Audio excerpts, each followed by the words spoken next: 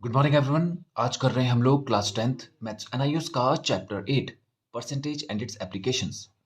और आज हम कर रहे हैं इसकी एक्सरसाइज 8.2 के रिमेनिंग क्वेश्चंस। तो पढ़ते हैं आज का फर्स्ट क्वेश्चन। क्वेश्चन कह रहा है it takes me 45 minutes to go to school and I spend 80% of the time travelling by bus. Question कहता है कि मुझे स्कूल जाने में टोटल 45 मिनट लगते हैं और उस समय का 80% टाइम जो है वो मैं बस से ट्रैवल करता हूँ। यानी जैसे वो बच्चा जो है जो बात कर रहा है वो स्कूल जाता होगा तो स्कूल जाने में उसे लगते हैं 45 मिनट्स। इस 45 मिनट्स का जो 80% टाइम है वो बस से ट्रैवल करता है, क्योंकि हो सकता है वो स्कूल जाते हुए डिफरेंट तरीकों से स्कूल जाता हो, यानी कि अलग अलग मीन्स ऑफ ट्रांसपोर्ट का यूज़ करके जाता हो। जैसे हो सकता है कहीं पर वो बस से जाता हो, कहीं पर उसे ऑटो भी लेना पड़ता हो, या कहीं पर वो पैदल भी चलता हो।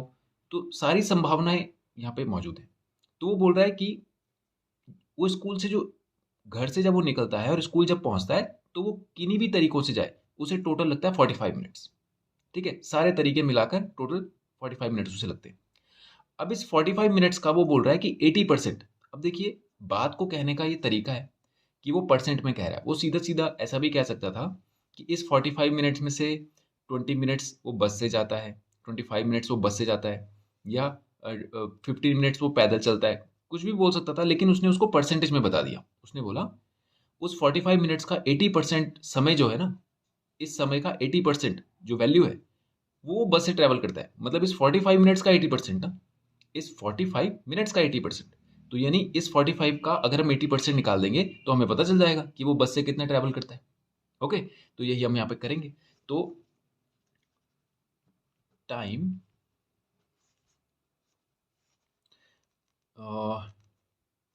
टोटल टाइम लिख देते हैं हम लोग। Total time to reach school, total time taken by, ये पूरा नहीं लिख रहा हूँ मैं इसको, total time to reach school ये कितना आ रहा है 45 मिनट्स। ओके, अब वो बस से कितना ट्रैवल करता है 80% ऑफ द टाइम, यानी कि ट्रैवलिंग बाय बस। बस से वो कितना ट्रैवल करता है 80% ऑफ टाइम, यानी जितना उसे समय लगता है ना वो घर से वहां तक जाने में, स्कूल तक जाने में, उसका 80% उसने किसे ट्रैवल किया, बस से। यानी कि 45 मल्टीप्लाई बाय 80/100, ये 45 का 80%, यही तो बोल रहा है वो। 80% ऑफ टाइम, 80% ऑफ टाइम का मतलब 80% ऑफ, और टाइम, टाइम कितना था टोटल 45 मिनट्स था। जीरो से जीरो कैंसिल हो गए, 5 से 9 टाइम्स, 5 से 2 टाइम्स, 2 से ये 4 टाइम्स, 9 इंटू 4, 9 फोर सा कितना आ जाएगा 36 मिनट्स वो है किससे ट्रैवल करता है, वो करता है बस से। यानी उस 45 मिनट की जर्नी में 36 मिनट तो उसके लगते हैं बस में। यानी जब वो बस से जब चलता है तो उसको 36 मिनट केवल बस ही बस में लग जाते हैं वहां तक जाने में। उसके बाद का जो समय बचा है, कितना समय बचा है 36, 9 मिनट्स, 9 मिनट्स वो किसी भी अन्य साधन से पूरा करता होगा। ठीक है, अब देखिए ये तो हो गया इसका एक जो प्रॉपर तरीका होता है कि जैसे हमें एग्जाम में करना है। लेकिन इसको अगर आप वैसे समझें, जैसे बोलते हैं अंदाजे से, अंदाजे के हिसाब से अगर हम इसे समझें तो आप देखिए क्या करें। इसका 80% पूछ रहा है, यही तो बोल रहा है वो कि इसका 80% वो बस से ट्रैवल करता है, और बताइए कि कितना समय बस से ट्रैवल करता है। तो हमें इसका 80% निकालना है। मेन बात तो यही है। 80% कैसे निकालेंगे, दो तरीके हैं।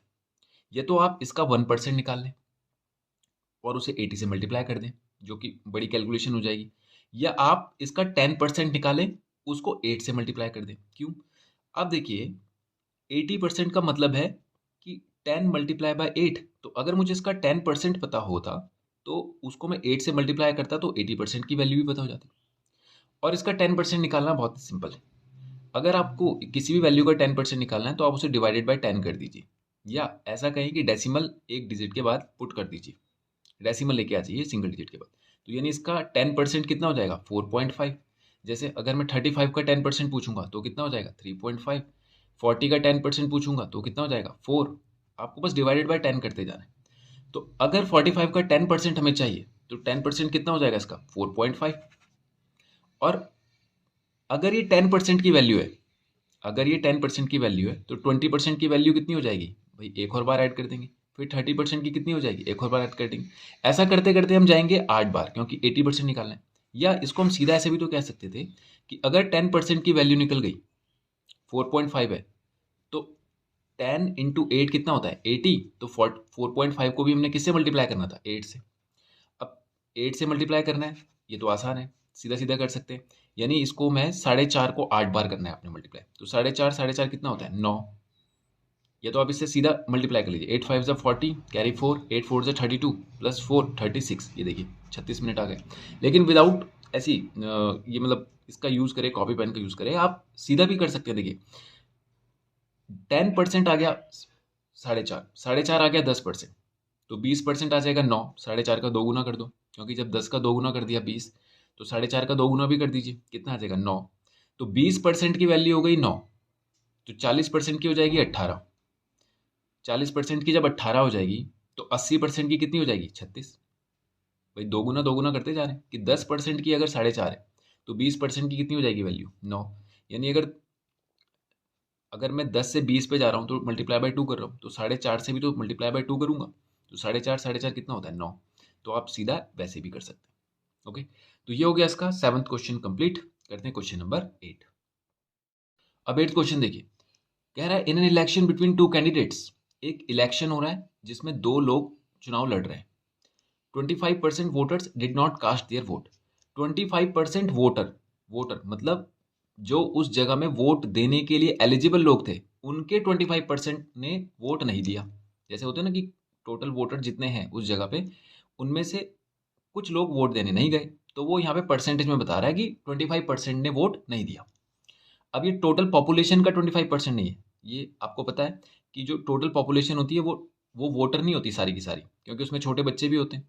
तो 18 साल से जो ऊपर है, जो वोट देने के लिए एलिजिबल है, ये उनकी बात कर रहा है कि उनमें से 25% ने वोट नहीं दिया। आगे कहता है a candidate scored 40% of the votes polled. एक बंदे को, उन दो जो चुनाव लड़ रहे थे, उन दो में से एक बंदे को 40% वोट मिला।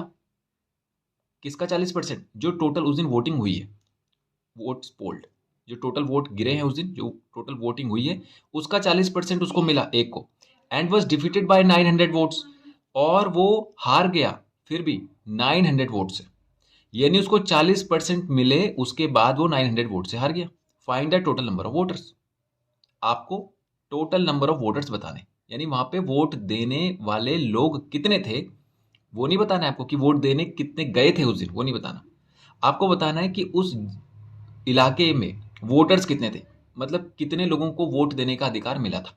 तो समझ गए आप कि आपको टोटल नंबर ऑफ वोटर्स बताने हैं कि उस जगह पे कितने लोग वोटर्स थे।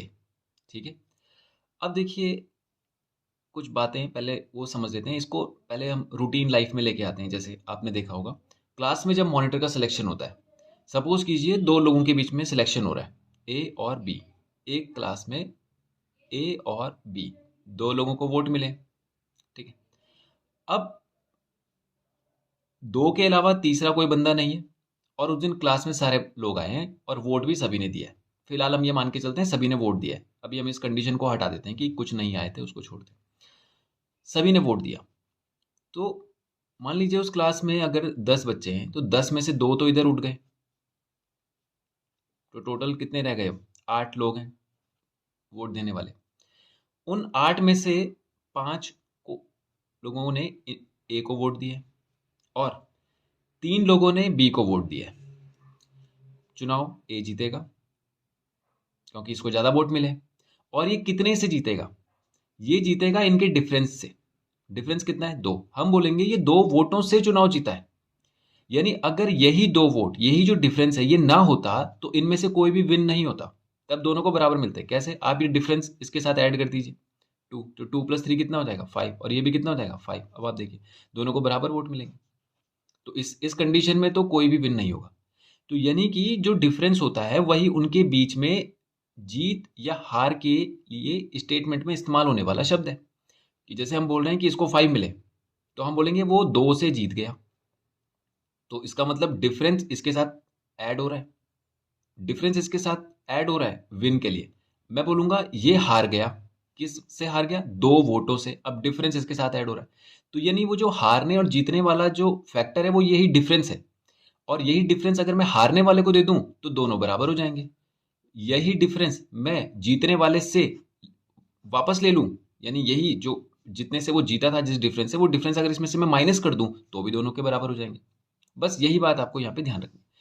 अगर उस बंदे को 40% वोट मिले और 900 से वो हार गया, इसका मतलब 40% मिले और 900 से वो हार गया, यानी ये 900 का डिफरेंस ही तो है जिसने इसको हराया। तो अगर मैं 900 इसको दे देता तो उसको मिलने वाला वोट और इसको मिलने वाला वोट दोनों बराबर हो जाता, और टोटल हमें पता है हमेशा 100% होती है वैल्यू, होती है कि नहीं? तो अगर 40% इसे मिला है तो 60% इसे मिला होगा, होगा।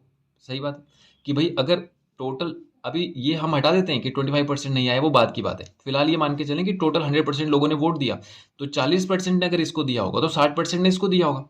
लेकिन वो बोल रहा है 40% मिलने के बाद ये 900 से हार गया, तो 900 से ये हार गया, यानी इसको 900 कम मिले, तो 900 इसको और दे दो।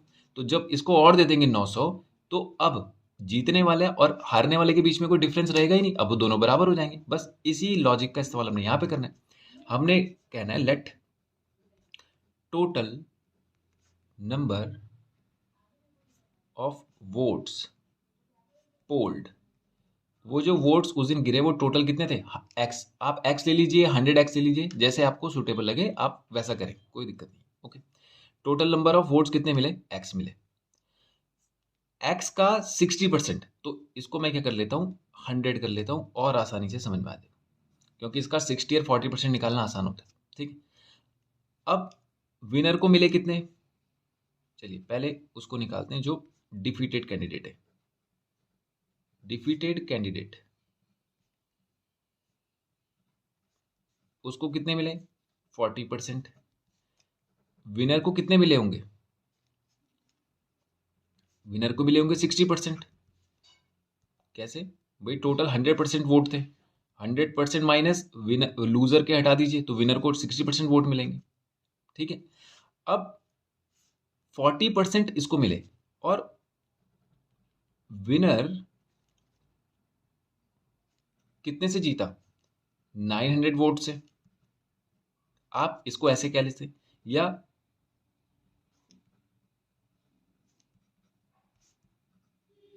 जो कैंडिडेट था जो हारा